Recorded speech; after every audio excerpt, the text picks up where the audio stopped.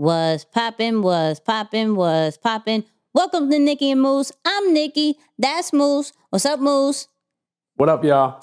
And it is episode 29. Hey. And we're back to talking a lot of stuff. Just a lot of things happen, which is funny because we didn't have anything to talk about. Now we have a lot to talk about. We have stuff like what did Kanye West reveal? Some Verzuz in Peloton, some Coinbase type stuff, crypto type stuff. Moose, how are we feeling about this episode? Yeah, the crypto space is exploding. It's hot right now, so I'm excited to dive right into that and expand on it. Let's get into this intro. Two kids from Queens, cut from a different cloth. Now joining forces, helping you to elevate your personal brand. Yeah, I'm talking about Nicky and Moose, bringing you a never-before-seen perspective into the mindset, the mentality, the behaviors, the driving force. But more importantly, the stories behind the people and brands that you know and love the most. So let's talk about this review of the week. Shout out to Incredible 3. That's what I'm talking about. Thank you for having a really good name, even though it's uniquely spelled. See, I can't even talk already. Y'all already messed me up. All right. This one says, my weekly branding blueprint. I listen to the Nicky and Moose podcast weekly at the gym, and it's taken my business and branding knowledge to the next level. Can't thank y'all enough for the consistent gems. Much love, praying hands. Yes, wow. I said the praying hands. Yes, emoji I said that. Too. You know what I mean? You gotta give love to the emoji. In there too. Gotta give love to the emoji. Anyways, like I said in the intro, we have a lot to talk about, but we cannot start this podcast without giving our condolences and love. The day that we recorded this, we just found out that Black Rob passed. So rest in peace to Black Rob. Of course, we're still mourning the loss of DMX. Really dopeness, though. His memorial or whatever is going to be in the Barclays. That's really fire. I'm talking about DMX. That's really fire because that means that's going to be huge. Yeah, that's going to be super, super huge. So, and it's going to be streamed everywhere. So I think that's pretty dope. I don't think there would be any other place to recognize DMX except for the Barclays. I don't know if Yonkers has something, but definitely Barclays is a really good thing. Yeah. But rest in peace, Black Rob, for sure. I was playing Whoa earlier. I was like, man, that was classic. That was such a vibe. That's such a classic hit, man. That is a classic hit. Oh, man, there was such a vibe. And I actually had to find a clip to post on my Instagram. Just a simple thing. He was like, yo, I'm Black Rob. Like, all I can be is me. That's how I got to where I was, is by being me. I was like, I think we just overanalyze the simple parts of success. 100%. Just the simple 100%. Parts. 100%. Like I'm taking just little, like I don't even look for deep bars no more. I think if you could tell me wake up, I'll probably highlight it. Like, how did you get successful, Diddy? I woke up. Wow. Crowd goes wild. You know what I mean? But I'm just saying. Anyways, okay. Enough with the bad news kind of vibe. Let's talk about Kanye West, right? Let's talk about how he revealed him and Gap logo. It is finally revealed. I don't know if I was supposed to like expect something different. I don't know. I'm not really sure. Okay, you combined the Gap and the Yeezy, and it says YZY in the Gap kind of vibe. The Gap look with the Yeezy, with the Yeezy letters. Yeah. When are you dropping, sir? or ma'am who's in charge of the Gap or whatever, who else is involved with this collaboration. You signed the ink for like 10 years. Are we waiting another year? Like, what's happening? I don't, will you buy Yeezy Gap? I would. I'll be honest with you. I will try. Let me say that. But I just don't know. And the reason why I'm saying that is because I just don't know that like the streetwear community, the hypebeast community is going to be all over that. Like I already know. I don't know that there's going to be a supply that, you know what I'm saying, that's going to allow people for it to be a regularly worn type of thing. That's what I think. I like the story behind it. I think the first couple of releases it will. I think it will have a lot of hype in the first couple of releases. Now, if they can really take off on those first 2-3 releases and they come out with some limited, it doesn't even have to be heat because some of his shoes aren't heat. Like he came out with foam slippers that sold out. Like, I don't know. I don't know. Do you ever see those wave runner things? Those. Yeah. Did you see them? I've seen them. Yeah, those. Yeah. Yeah, I don't know. Not my style, but they sold out, and it's like you almost like those people who have it is like in this whole prestige club kind of vibe. So I'm like, I don't know what to expect from a Yeezy and Gap collaboration, but if they play their cards right and they look at the blueprint that Kanye has already done with the Yeezy brand, I could see this being part of the hype beast kind of vibe and it's selling out and there'll be lines in the Gap and Gap stock will go up. You were talking about it earlier, like, man, I wish I would have held on to the Gap stocks. I never had it. I just, as much as I love Kanye, I don't know if I can trust him in an investment. Well, you don't think like he has the consistency for an investment or what is it? I don't feel comfortable with it. I don't know. I feel like if he has a bad day, the stock could go down. I think it's just, I need to see consistency with Kanye rather than necessarily the Gap for me to invest in this particular thing. But that's just me. That's just some me. Good feedback. I mean, that's just some me. Good feedback. But shout out to Kanye. Because I do love Kanye. I just want to know when this finally drops. Thank you for dropping the logo. But I just want to know when this clothing, headgear, blah, blah, blah kind of thing comes out. That's all. But let's get into some sports kind of vibe, right? Sports kind of vibe. But of course, I think today is going to be about investments. I have this vibe. I feel it, right? For my audio listeners on the screen right now, we have reports. Alex Rodriguez and businessman Mark Lore, I think that is, finalizing a $1.5 billion deal to buying the Timberwolves and Lynx. So, let's have an honest conversation. Let's talk about it. Is this a distraction from the breakup? If y'all don't know what I'm talking about, Alex Rodriguez and Jennifer Lopez are no longer together. And we were rooting for them. We were really rooting for them. I just want J-Lo to finally have love, period. But it's almost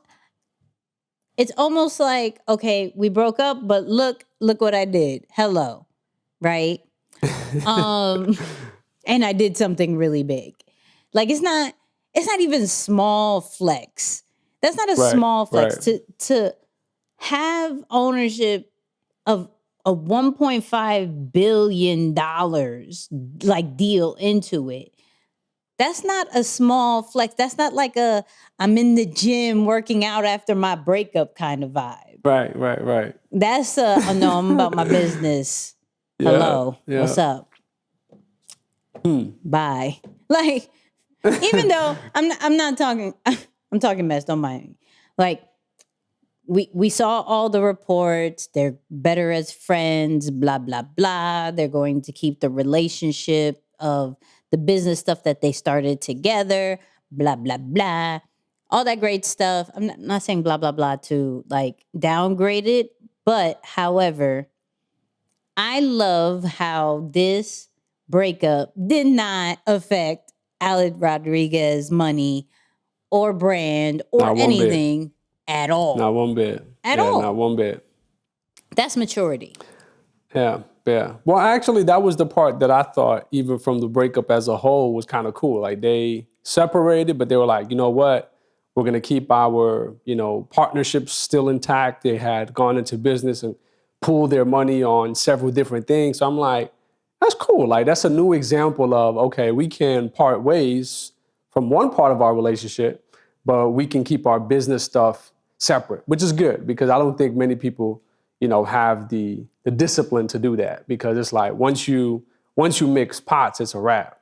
So the fact that they did that, I think, was really good. Now, A.Rod, on the other hand, A.Rod is definitely in a unique position right now with the way he's moving. Now, of course, I imagine with a deal like this, it wasn't just like, oh, broke up with J-Lo yesterday, bought the team tomorrow. I'm sure the negotiations were happening for some time. It just so happened that it got revealed, right in that time frame. But, the crazy thing is they almost bought the Mets together last year. Really? I don't know if you knew that. No. Yeah, him and J-Lo were in on a deal to buy the Mets last year. Well, look at God. And it didn't go through. You would say that. Oh, man. Yeah. Oh, so, welcome, Nicky and Moose. Is. You know what I mean? But what I will say, here's my not confusion, but we went over how LeBron got the Red Sox thing, right? So now we're talking about basketball going into baseball. Now we have baseball going into basketball, right? Yeah. I'm like, do we not want to do what we love? Do we want to, like, is there more money on the opposite end? Do we value more of the opposite sport than the one that we put like blood, sweat, and tears in? I'm kind of confused. That's weird to me. However, then D Wade did the opposite of what I just said, and he bought into the Utah Jazz. Major deal. Yeah, that's a major deal too. That was major. So shout out to you, D Wade, even though you're not going to watch this, but I'm talking to you. I think you're amazing, and I think your wife is amazing. Your whole family is amazing. But that's not the point. Kind of is, you can come to Nicky and Moose at any time. I'm just saying. Anyway. Yeah. For real. Pull up, D. Yeah, but I love, and we're bringing this up because I love the fact that you're taking athletes. Even Marshawn Lynch did something. He bought his Oakland Roots, right? That's what it's called, Oakland Roots. Yep. Okay. Something like that. Something like that. He bought a team as well, right? And it just shows that, okay, life as an athlete is not forever. So we have to kind of get our foot, not just in the typical, let's be a broadcaster, let's be on the side and announce everything. And they're doing it in a whole new level of ownership. They're doing it as far as, let me get a seat at the table instead of you picking the players. Let me pick the players as well. Let me help in the management. Let me do. So I appreciate players like LeBron, A.Rod, D Wade, Beast Mode, to do things and show other players this is possible. Because I bet that people on their teams, whether it was old teams, new players that are just like, yo, he was one of us. He put the same uniform on. He went through the same training, all that great stuff. You're saying that after this, I have the ability to, if I play my cards right, to be an owner and not just a worker. Yeah, yeah, yeah. My Yeah, my the tables my are definitely turning. yeah, my salary isn't just limited if I put the uniform on or not. I don't have to only worry about endorsement deals. Like, so I like that standpoint of what some of these athletes are doing and even the conversations that they're having with it. And I'm wanting to get your take on it Yeah. because I know Yeah, no, you were like bringing it up and I was like, how do we spin this? Okay, here we go. Yeah. No, I love it because I mean, from one side of it, it's showing the maturity of the players, right? Like they're starting to see themselves beyond just athletes and really saying, okay, that's one part of my career. It was my playing career. Now I have a whole nother part of my life I get to enjoy because in either sport, baseball or basketball, for the most part, you're going to finish in your mid 30s. If you really think about it, in your mid 30s, in any other profession, you're just reaching your stride. So that can mess some people up because in one side of it, your career is ending, but in another world, if you allow yourself to explore, your career is just starting. So I love that people are now exploring. So we see D Wade, even outside of just the sports industry, he also has some of his fashion stuff going on and he's expanding businesses, outside of the sports world, now entered ownership with the Utah Jazz. Same thing with A.Rod, and he kind of dibbled and dabbled in a lot of places, but A-Rod's business portfolio stretches back to his playing days. Like there were some stories that were revealed that said that he went into the ownership of the Chicago White Sox, the owner's office of the Chicago White Sox. I forget the guy's last name, Jerry. He's also the owner of the Bulls. He was like on The Last Dance quite a bit. Jerry, Yeah, right? well, anyway, yeah. The owner of the Bulls and the White Sox. But he went into his office after batting practice, like while he was still playing, to get some advice from him around business. So I think A.Rod has done a phenomenal job in being able to build his relational network with a lot of billionaires. Like that's the thing that people don't see. So I think it's cool to see athletes now stepping up to the plate and kind of, like you said, showing a pathway to other players who are still playing, but it's showing us that financial literacy is on the rise. Athletes are more educated on how to utilize and grow their money. And then they're also stepping up to the plate in some of these spaces where they typically would walk away from because they just maybe want to live on a yacht after they retire and chill. They're like, nope, we're continuing, the expansion into the ownership side of things, which I think is super cool. So yeah, I'm excited to see how it pans out for them. And when LeBron is done playing, that's going to be interesting. Because I know right now he can't buy a basketball team because he's still playing. So for example, D Wade's able to purchase, he retired. So when LeBron retires, I think that's going to be definitely a different conversation too. But he could buy a baseball team? Yeah, because it's not in the league. It's like a conflict of interest thing. It's kind of weird. Okay, makes sense. That makes sense. But something that you said that was very interesting, that we hear common, but I don't think people really execute on it too much. It's like who you surround yourself with.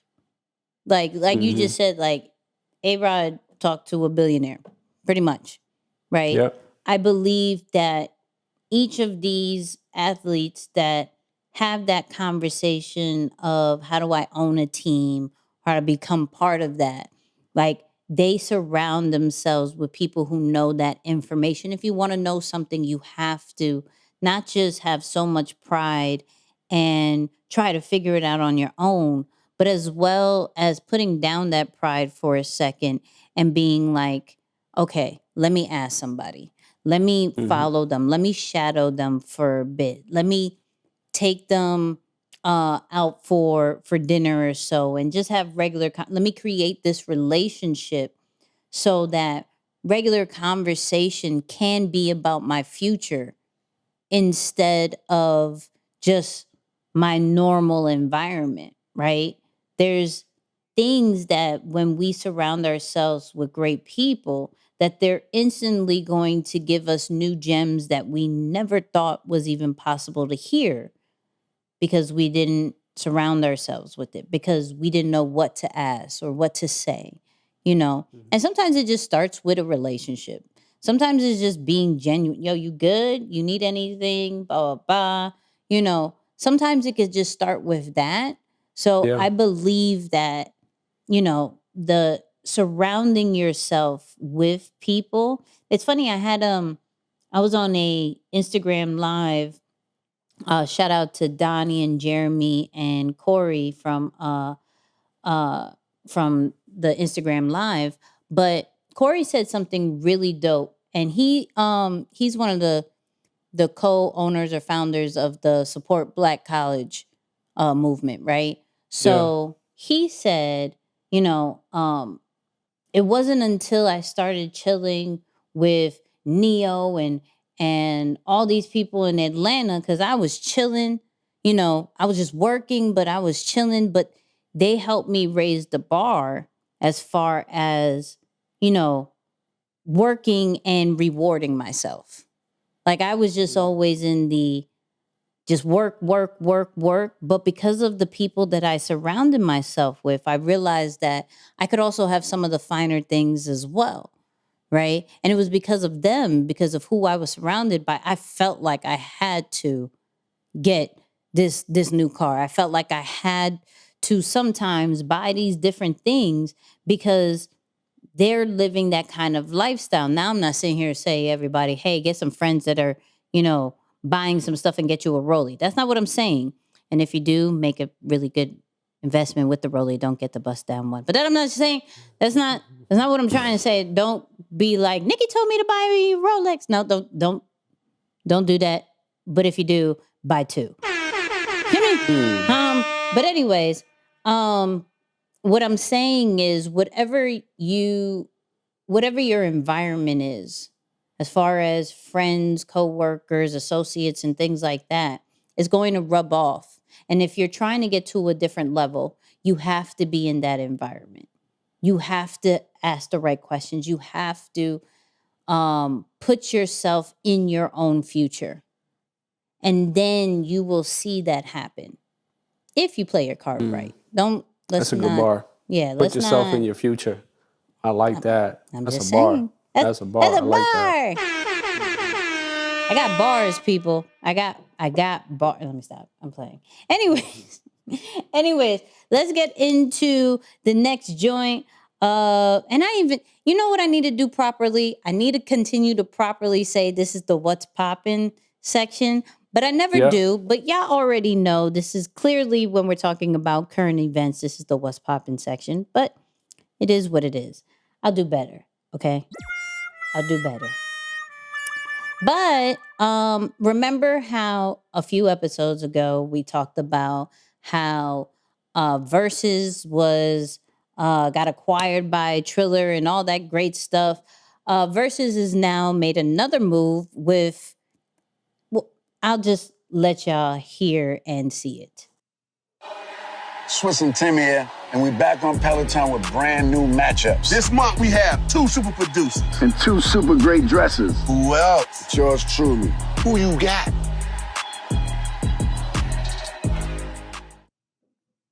So, first off, second, Peloton and Verzuz. Nice little collab. Right. So, makes sense, at least for me. Maybe people will be like, why is Verzuz on this bike? Which I should be getting mine next week, hopefully. I don't know. Wow. This is like the longest wait. Shout out What's to that been? COVID. 4 months? 3 months? Shout out to COVID, because COVID has really delayed everything in life.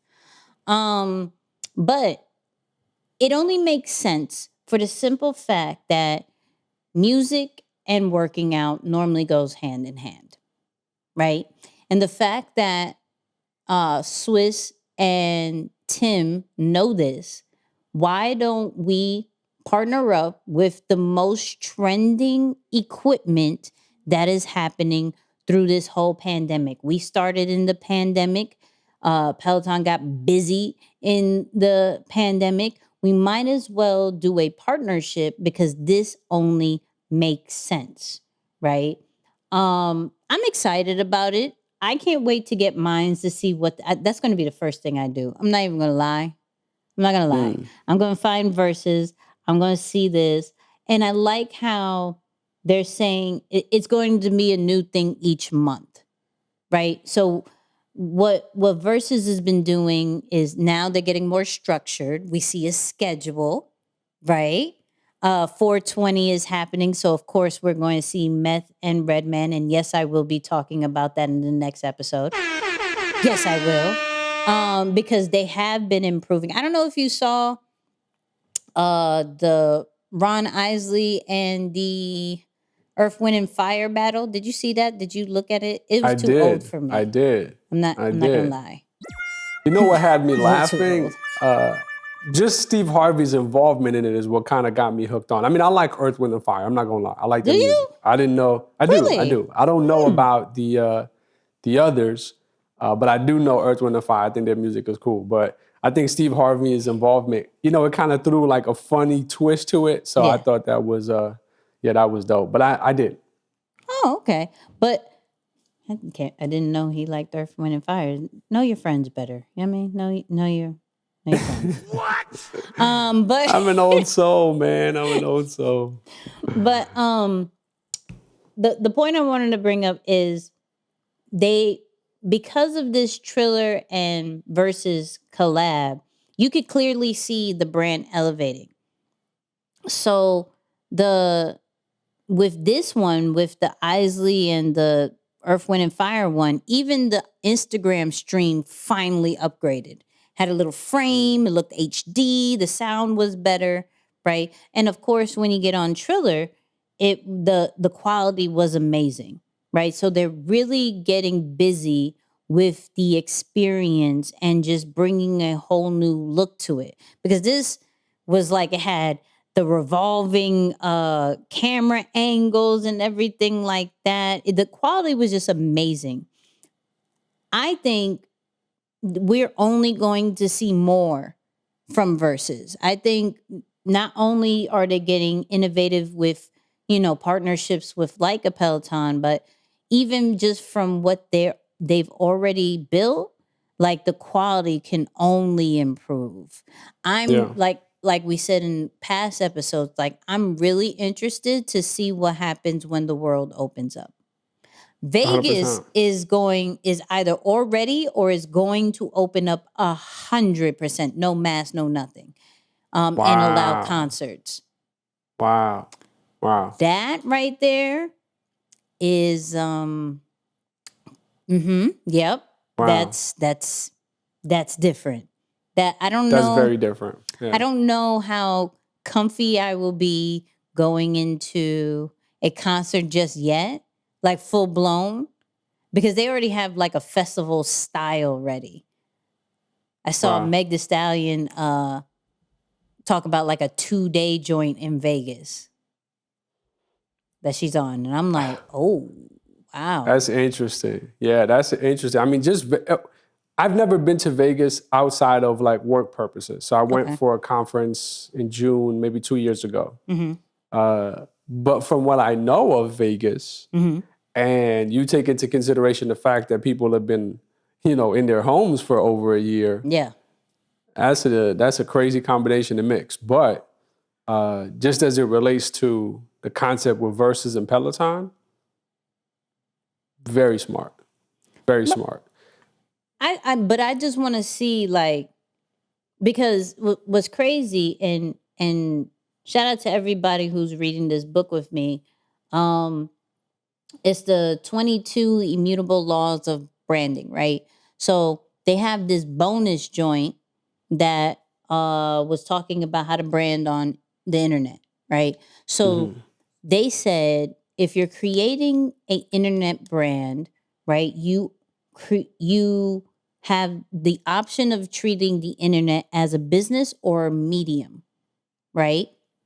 And what's making Verzuz so dope is that they're treating the internet as a business and not just a medium, right? Their whole brand is based off the internet. So now that the world is opening up, I'm like, is it a smart move to do like mini concerts and allow people in? And it's a hybrid kind of vibe where we're so used to Verzuz being virtual. If they were to hone in on that with Triller and things like, I think I called it Thriller for like 3 times, but that's okay. Triller and what they're doing with Instagram and everything and Peloton, like if they went and made it live, would that hurt or help versus where it is right now? What do you think? Yeah, I mean, I think it's going to help it. I think it's going to help it because, you know, one of the things that you consider, like, so with the collaboration, they collaborated with a complementing brand or service. It makes sense, right? Like even on our last live show, we talked about, you know, the importance of collaborating with things that are complementing to the business or the service that you provide, right? That is one of the easiest collabs to make. It's like, oh, you do this, I do this. We actually can do this together because we kind of need each other. So that makes sense. But then the other part of it is we also know that one of the important traits or characteristics of all successful brands and businesses is their ability to adapt with time. Yes. So right now, the fact that Verzuz is strictly an online brand and business and they're monetizing everything within this realm, it makes sense because there isn't the need for outdoor spaces just yet or outdoor events. But once outdoor events become the norm, and we don't know when that's going to happen, but when it does, you know, prayerfully, we know that it's going to happen soon. When it does, the concept of online, yes, it'll work, but you got to adapt for, okay, now how do we create a live experience for the people who don't mind going to a live arena with people, you know, in close proximity. So I do think it's going to help it because it's going to be one of those adjustments that they make to pivot or adjust and adapt, you know, to the times that, okay, now it makes sense to have the live experience for people to enjoy on. So I can see it helping, but who knows? Who knows? Because I think of it like, man, imagine the Verzuz battle concept happening live. Like now, you're not going to, let's say, this person's concert and they come up with a guest appearance. No, but it's both of them on stage at the same time performing their best hits just like they would, you know, on an Instagram Live. So devil's advocate, right? Because even though I do agree, right? Devil's advocate is, how do I word this? So let's get rid of the Verzuz thought real quick. Okay. You are a manager, right? And now people are allowed to come into the location, but some aren't feeling safe to go. So your meetings is half live and half on Zoom, right? Somebody's going to feel disconnected, right? 100%. So does that help or hurt your meeting if part of your team is feeling disconnected because they don't feel like they're in the room? Yeah. So it's you either do a full blown, and I saw Gary Vee talk about this, right? He was going off on it, but like you either do a full blown Zoom or a full blown meeting at the office. Right. So everybody's in line, everybody's on the same page, you have the attention.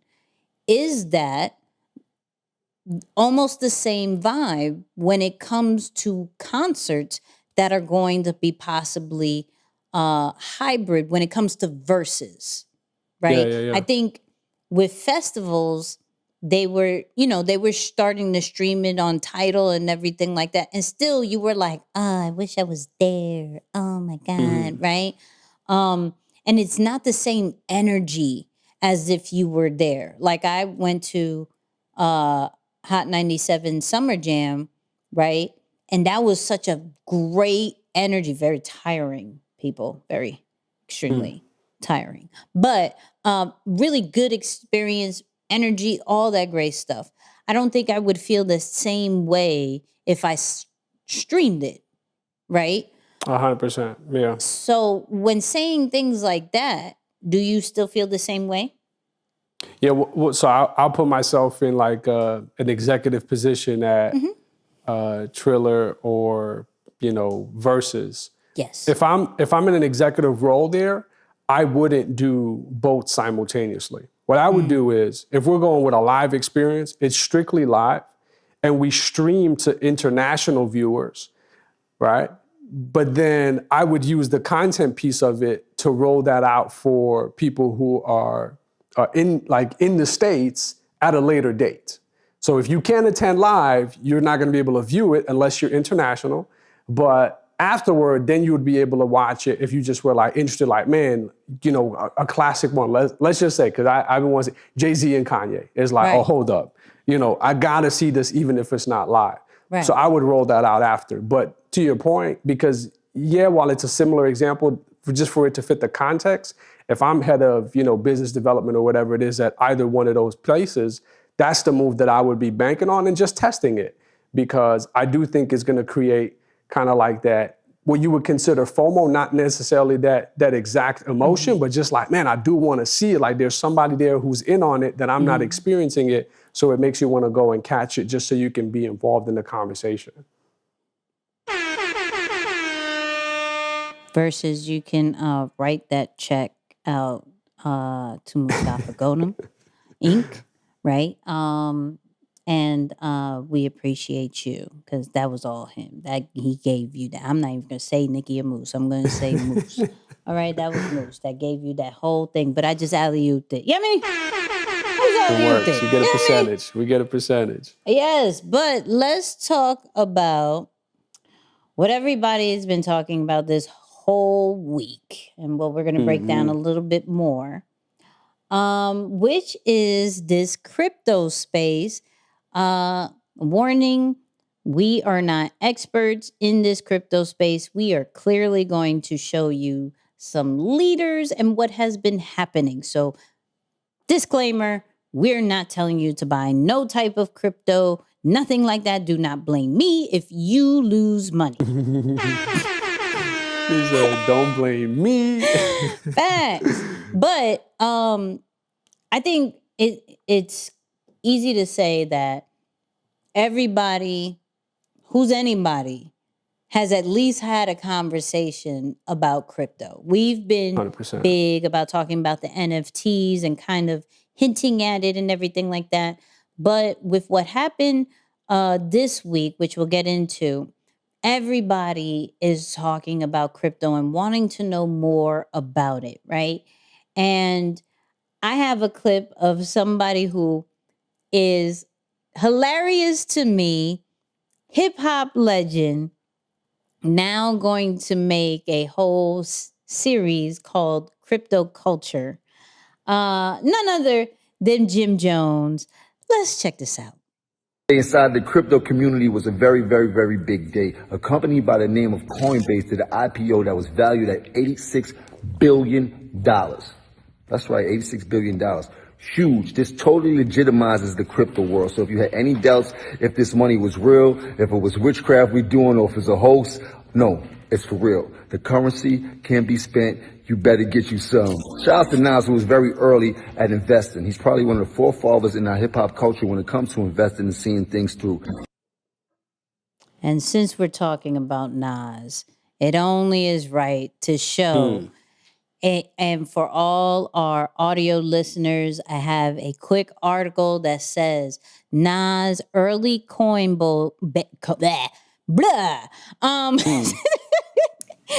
Nas' early Coinbase investment could reportedly net him $100 million. Queens kid. Queens Right. kid. And that was early on. That was before Coinbase went public, right? And they were assuming that it would open up at 250. I think it opened up around 300 and something. So we're looking at the high 100 millions, almost to 200 million, that Nas just woke up to. And another surprising investor was Kevin Durant. He invested in 2017 in Coinbase, and he's getting a couple of million as well, which is crazy. But the reason why I wanted to talk about this, for one, everybody's talking about it, right? Coinbase, for those people who don't know what Coinbase is, it is a platform that you literally can buy crypto from, right? Everything from Bitcoin to Ethereum to Litecoin, a whole bunch of stuff, right?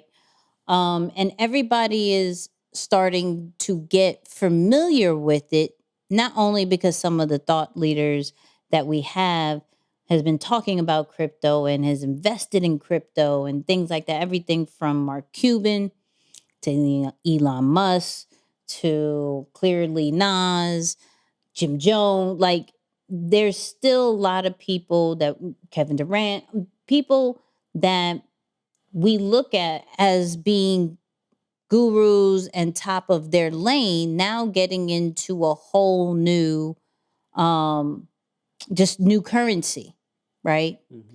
But we're not going to go too much into what crypto is and all that great stuff. I really want to break down how dope Nas is as an investor. Yeah. Like, yeah. I think people sleep on Nas, clearly not from a rapper standpoint, but from a businessman standpoint. He's not a big talker in the public, but there's certain things that he's done, and I'm about to show you, that you didn't think he was involved with. Like, I found out, let me put this up real quick. I found out he was part of Dropbox very early. That was like one of his very first ones, right? I'm like, Dropbox, what? I use that every day.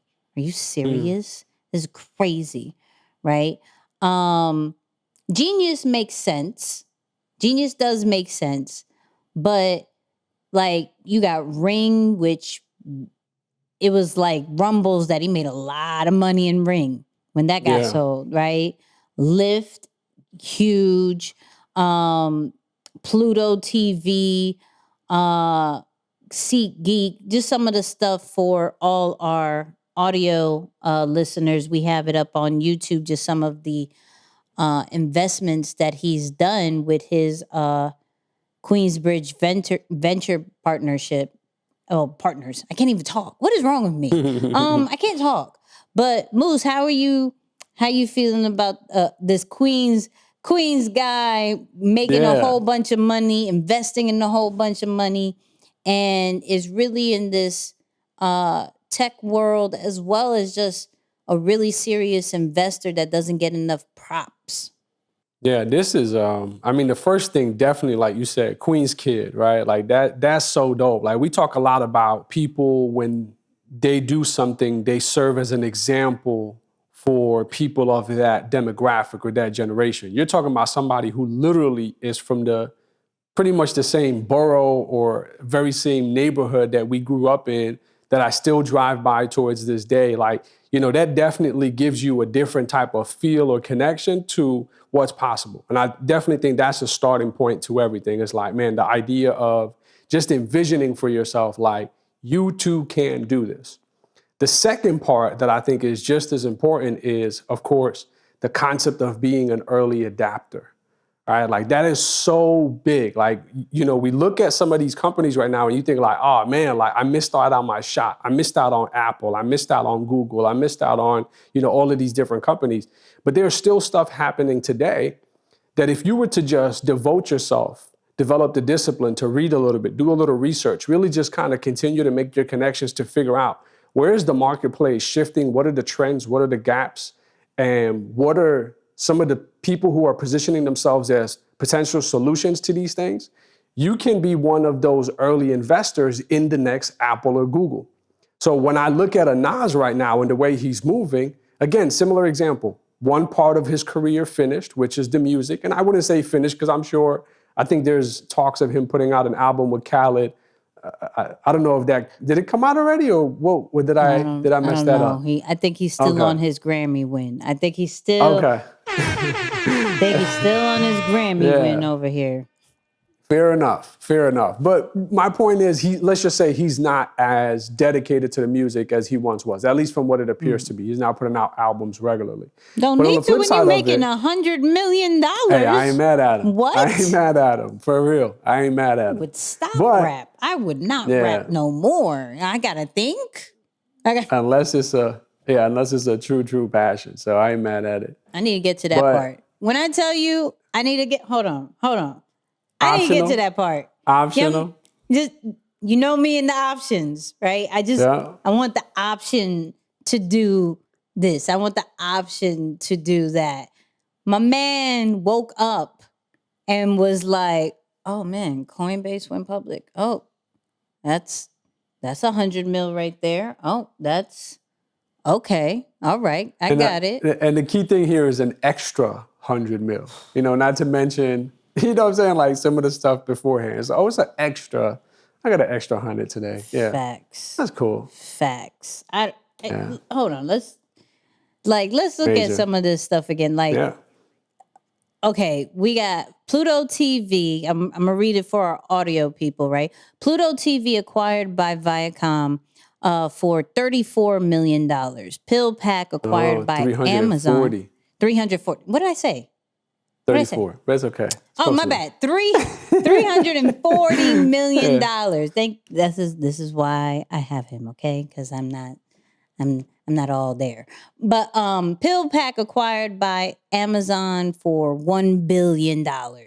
Ring acquired by Amazon. Amazon got a lot of money. All right, let's put this. 2 acquisitions at $1 billion. Right. Amazon for another $1 billion. Dropbox market cap at $9.3 billion. Genius valued at $1 billion. Lyft valued at $23 billion. SeatGeek valued at $1 billion, right? He's also has, and you'll see in the clip too, he's done like Casper, and there's a whole bunch of things that he's involved with. And I'm like, oh yeah, you good. And I know you have restaurants back home. Yeah. Was it Sweet Pea or something like that? I forgot what it's called, but he has restaurants as well. He had Bezel. Bezel was really huge. He just has a lot of stuff that... It's dope. The fact that he did come back with an album, right? Because he's been investing since like 2013 or something like that with Queensbridge Ventures, right?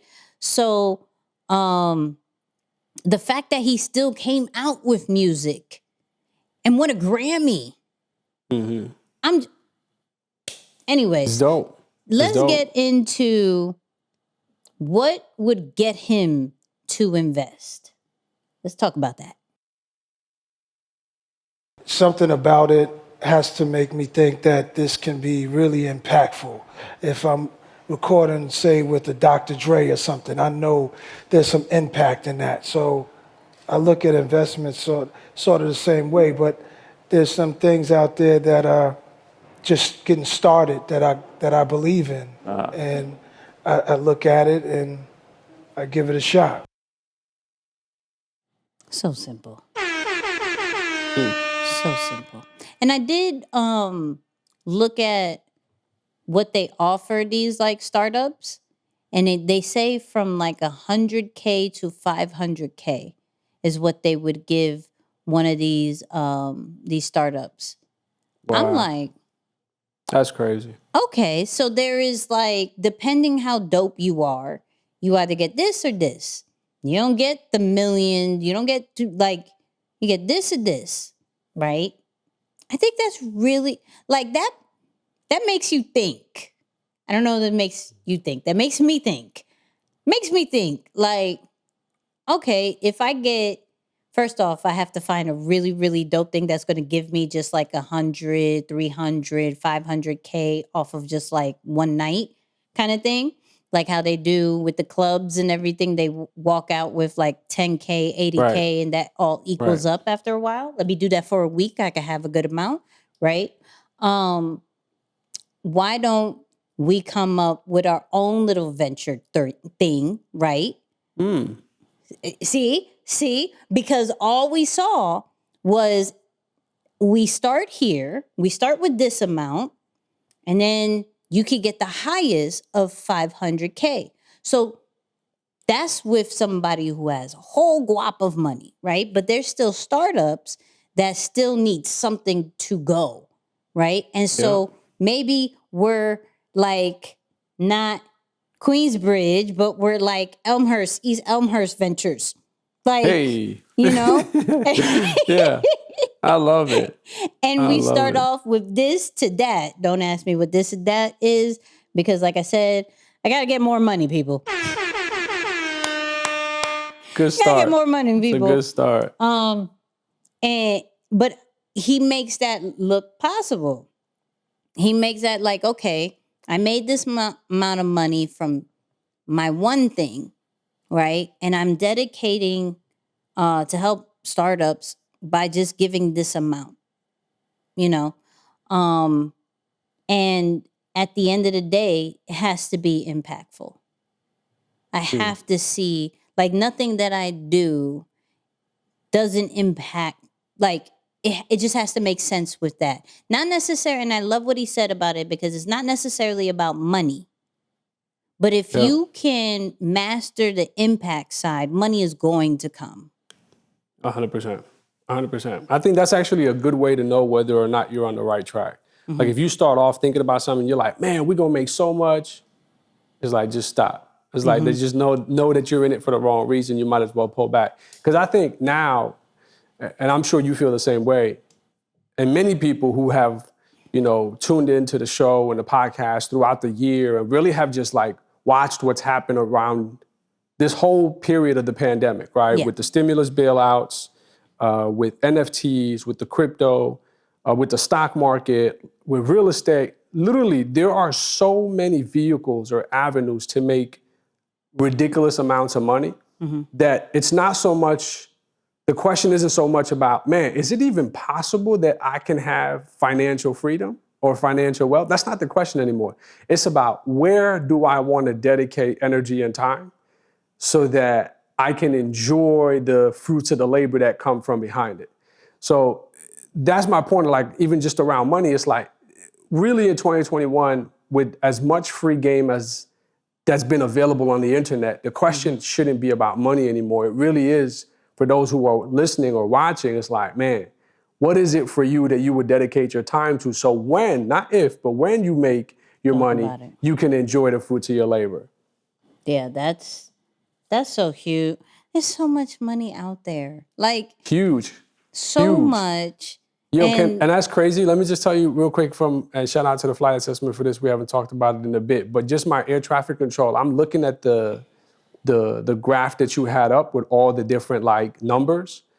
Just on that graph alone, there's $36.7 billion.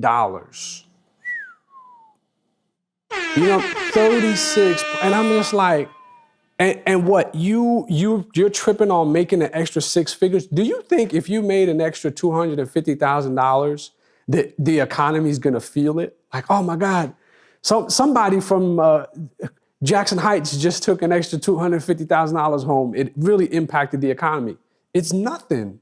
It's nothing. It really makes you rethink like what's possible, what's money, and the importance of it. Just nearly 37 billion.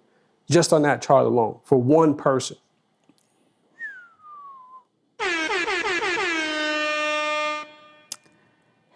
I'm just saying, people, where's your $100 million? When are you gonna wake up and make 100 mil? I mean, a little bit over 100 mil. Just cause you thought that thing was gonna be impactful. Just cause you had a little hunch about something. and you weren't stingy with your money. Some are stingy. I'm just saying. But this next clip makes me really go over the whole we overthink things. Like some things are just, as we're going along with this podcast, I'm like, man, we're thinking like this whole success formula is so complicated. We think we have to actually work a lot harder, or these different gems are like hidden somewhere. And it's like when you start hearing things over and over again, it's like, Wow. really? That's Yeah. what you value? That's what. So for those people who think they have to be very business minded to get into investments, to like know everything about charts and stats and all these different things that I don't know about, that probably Moose knows all about, and I have no clue because I care less. Listen and watch this. I remember when we were analyzing whether we should invest in Casper. It's a mattress company based in New York. And we were all sitting there like, yeah, it's a mattress company. Yeah. Like, you know, just shooting.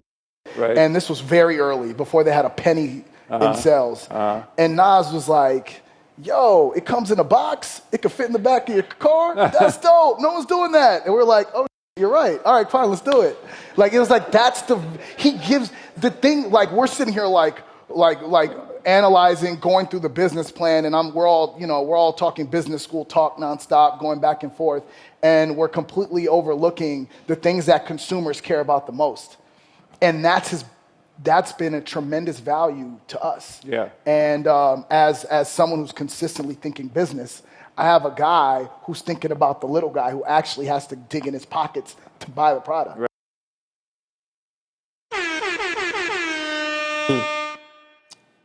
Moose. Yeah. Key thing right there, he said, right? He's able to think about the consumer. The person digging in their pockets to actually fund or determine whether or not that particular business is going to be successful. So I do love that part of it. It's like, yo, the simplicity of it is, okay, let's think about the people who are actually going to use this product, and let's think about what their experience or what their life is going to be like as they engage with, you know, this business model or this product that we're putting out there. So I love that, because it's true.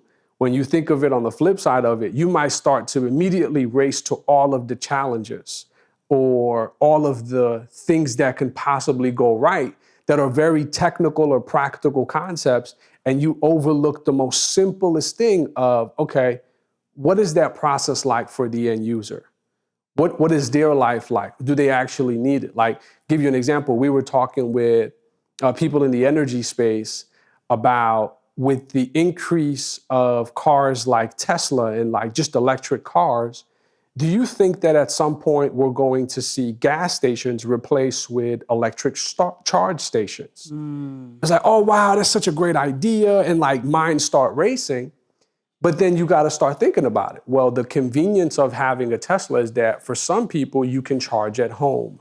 Yeah. Like and I was like, before you even race to saying, yes, it's going to happen, let's invest all of our money and our time there, talk to someone with the Tesla and ask them about what they do for a charge. So as I listen to this clip, it's exactly that, right? It's the person who maybe lives in New York City, who takes the subway and the train and the bus everywhere. They don't have a big truck to take the mattress, you know, whatever, and they could just buy the mattress and get it on the subway with them and take it home. So it's like, it's little things like that that I think about, that it's like, yo, those are, in reality, those are the things that determine whether or not a business is really going to take off or not. And it's great when you hear that coming from, you know, just experienced people, even Nas, that you can still get a seat at the table by contributing some of the smallest things, right? Simply saying, yo, what about this? Right. Box in the trunk, it works. That's cool. Yeah, and I would say, from just a simple standpoint, I think we look at it, first off, let me say, I think Nas was either a flight attendant or grounds crew if he cares about the people. I'm just saying, I don't know what it is. I like that. It's a good, yeah. I can't fully break it down just because there's not a lot of interviews. So it's hard to, but the fact that he was saying, yo, we have some, and for those who don't know, that was Nas's co-founder of the Queensbridge Ventures Partners. But to find value in somebody who thinks about the people is what I really want to focus on, because business in itself is very intimidating. But the great thing is even how we talk about the flight assessment. If you don't know what that is, flightassessment.com, flightassessment.com, flightassessment.com. I'm just saying. But even how we speak about the flight assessment, where you kind of need all four to make something run.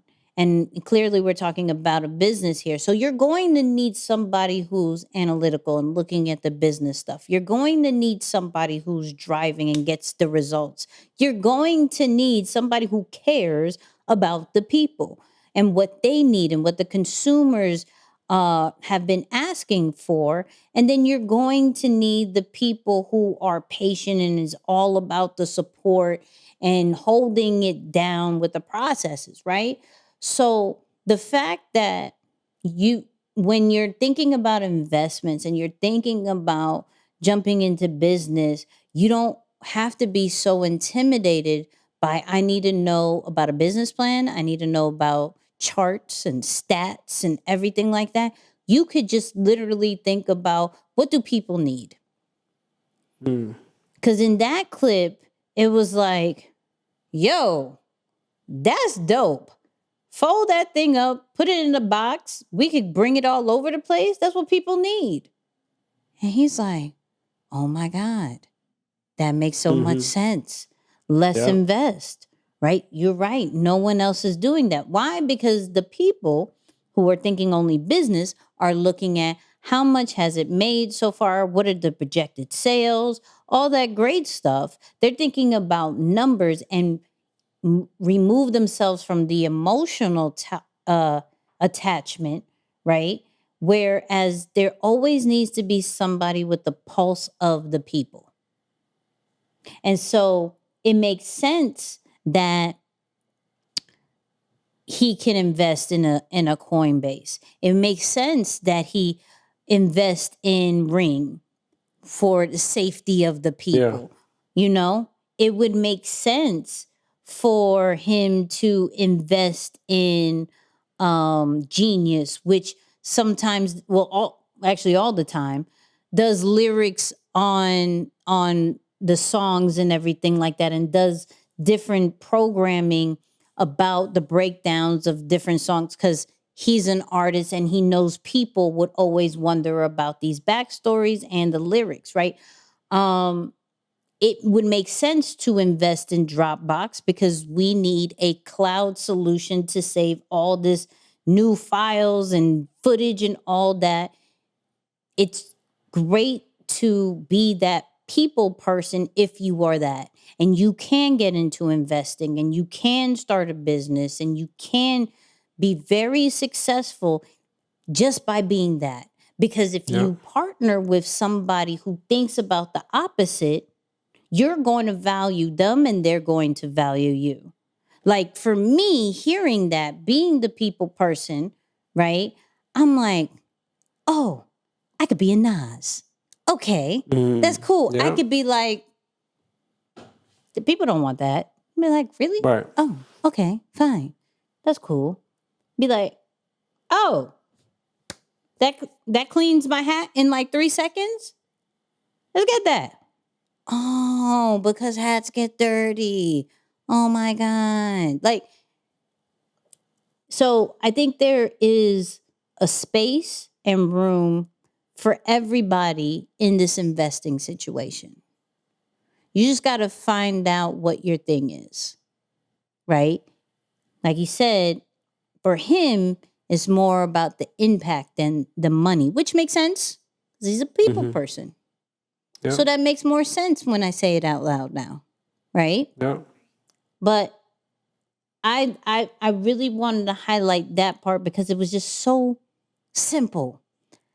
Okay, we invested in something because there's nothing that's doing this, and it folds up, and it's mobile. Let's go. Yeah. Yeah. And they're like, light bulb, let's go, let's do that. Boom, boom, boom. I should have seen how much Casper is worth now, right? But it is interesting that each one of his investments, and not saying this is the crazy thing. Don't think that we're saying that everything that a Jay-Z, a Nas has invested in all worked, right? But the ones have worked really big, extremely big. But what I like is, should everybody who is that successful have a venture capitalist thing? Jay-Z has one. Nas has one. Chameleonaire became one. Yeah. That's somebody we still have to talk about, right? Like, if people come up to you all the time, clearly we're not there yet, but we will. People come up to you all the time about startups, right? Is that the time to be like, I should look into that. I should invest in that. Consider it. Because, the three of y'all, what y'all doing today? Let's make this venture capitalist thingy. Let's go do that. I love how you simplify it. It's venture capitalist thingy. I'm just saying. Yeah. Instead of making all these other different businesses and all these different other lanes and everything like that, why don't we just take advantage of what's coming to our door? It's maximum impact too, if you think about it. Mm-hmm. If something's Like, always coming to our door, about. how do we capitalize on that? Yeah. I'm just saying, and that's anything. That's not. I'm not saying startups are literally at your door, like, "Hello, I need money." That's not what I'm saying, right? But there may be something that always pops in your head. Maybe always an opportunity that continues to knock at your door. Have you capitalized on it and create a business around it? Yeah. Hey, side note, you talking with the pen in your hand, was that intentional? No. Oh, it just makes you look very intelligent. Like, you know what I'm saying? Hold on, I'm gonna do that more often. You know what I mean?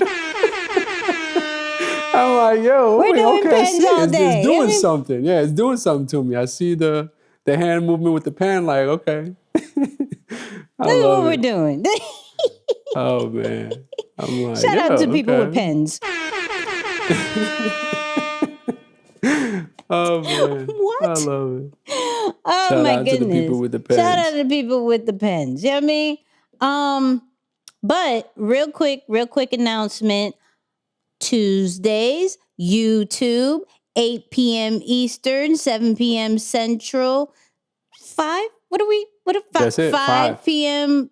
West Coast time. West Coast. YouTube, live every single Tuesday. Please go check us out. All that great stuff. And continue to follow us on all social media channels. Shout out to all our Instagram people. You got us to 2,000 followers. That was y'all. Appreciate it. Come holler at us on Facebook. Come holler at us at Twitter. All that great stuff. We there. We there too. You know what I mean? Come holler at us. Check us out. Yeah. So what are you going to invest in? Moose, what are you going to look, I'm trying to get the scoop, people. I'm trying to get the scoop. And baby, I'm going to try for y'all. Let's see what else I can do. Little something. Yeah, what are you going to invest in? Are we thinking about crypto? Are we going into more stocks? Are you going to have a venture thingy? What are you doing? Are you doing another business? What are you doing, Moose?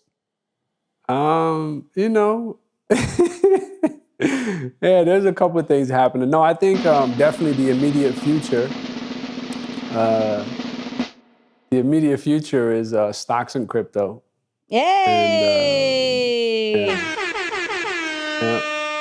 And then some other things down the line for sure that I think will include what you've mentioned. Because I think my heart is to build like what I call socioeconomics. Right? It's like this. It's like a people-driven business, and the business is built on the people it serves. So it's like a very it's a very like personal drive that I have that I want to get back to, but immediately I'm like, okay, you know what? There's opportunity in this space because it's just one of those bases that everybody needs to have regardless of where you're at. So I'm like, okay, let's double down in this area, keep doing what we're doing here, and then when the time comes for that, I'm sure you'll be a part of it. So it's not like, you know what I'm saying? It's not like you're going anywhere. He said, yeah, me. That'd be me. Yeah. That'd be me. Yeah. See, I try to get the scoop. Of course, I didn't get all details, but I got something. Little something. Getting a little bit more and more of Moose, people. I'm trying here. I'm trying to get like the spontaneous answers and everything like that because I already understand this about our show. We really don't go over anything. Okay? Now, granted, no shade whatsoever. We're not as bad as S2S podcast that just jumps on and then they randomly talk about a topic, right? And the only person who knows is C. Not doing that. Right, we're not that random, right? However, the real true, like the details of what we're going to be talking about, I'm already catching him in a spontaneous vibe. He's already spitting bars. Yeah. So I'm like, okay, if get you in that mood, what about this? He'd be like, nah, you're pushing it. I'd be like, Right. You gotta keep it protected, you know? Gotta keep it protected. I tried, people. I really did. But that's episode 29, right? Man, we're already almost at 30. This is almost at 30. Crazy. Almost at 30. And I don't know if I announced it here. We made over 20,000 downloads of the podcast. Let's go. That's huge. That's huge. Big Shout milestone. Out to all our new listeners, old listeners, mediocre listeners that kind of listen to us once in a while. You may not even be listening to this ending, but we love you. All that great stuff. Continue to leave us reviews and all that great stuff. Moose, final words. Yeah, just know that I think this episode serves as proof that regardless of who you are, what you do, you can have a seat at the table as long as you know what you do, right? Like Nas knows that he really, what he's able to contribute is understanding what the people need, right? So and he has a seat at the table as a result of that. So you too can have a result you can have a seat at the table just by knowing what you have and what the people need.